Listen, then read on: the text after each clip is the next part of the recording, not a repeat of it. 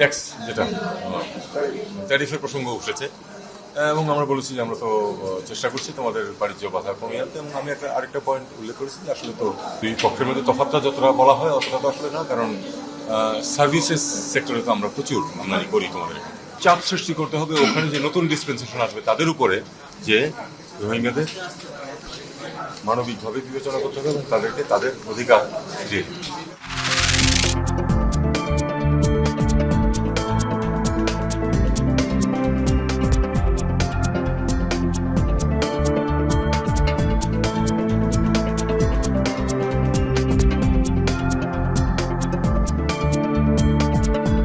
এই গণ অভ্যুত্থান আমাদেরকে নতুন রাষ্ট্র গঠনের দিকে নেয় না। এই গণ অভ্যুত্থান শেষাবধি শেখ হাসিনাকে ফ্যাসিস্ট সংবিধান এটাকে বহাল রেখেছে। এটাকে বহাল রাখাটাকে আমি ঠিক বলে মনে করি না, এবং এই সংবিধানের অধীনে যে সরকার এটাকে আমি বৈধ সরকার বলে মনে করি না। আমি জনগণের কথা বলি, জনগণের পক্ষে কথা বলি, এই সরকারের পক্ষে সবসময় থাকবো, কোনো প্রশ্ন আসে না। সকল প্রকার ফ্যাসিবাদের বিরুদ্ধে আমাদের লড়াই চলবে এবং বাংলাদেশকে ফ্যাসিস্ট রাষ্ট্র থেকে একটা সত্যিকারের গণতান্ত্রিক রাষ্ট্রে পরিণত করা আমাদের একটা গুরুত্বপূর্ণ কাজ।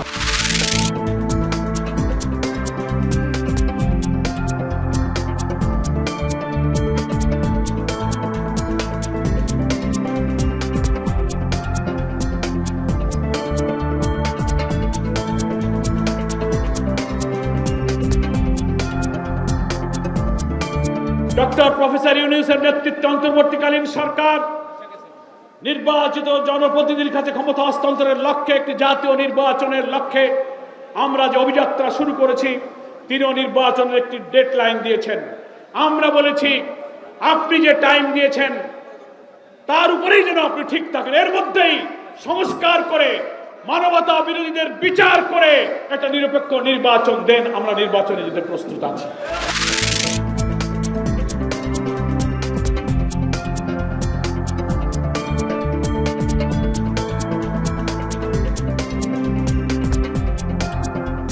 সরকারের কাজ কামে দেশবাসী খুবই উদ্বিগ্ন। তারা কি চায় সেটাও আমরা বুঝি না। বিএনপিকে পাশ কাটানোর জন্য, যাতে বিএনপি নির্বাচনের মধ্য দিয়ে মানুষের সমর্থন আদায়ের মধ্য দিয়ে, ভোটের মধ্য দিয়ে সরকার গঠন করতে না পারে, সেই জন্য নির্বাচনকে এড়িয়ে যাওয়া হচ্ছে বলে আমরা মনে করি।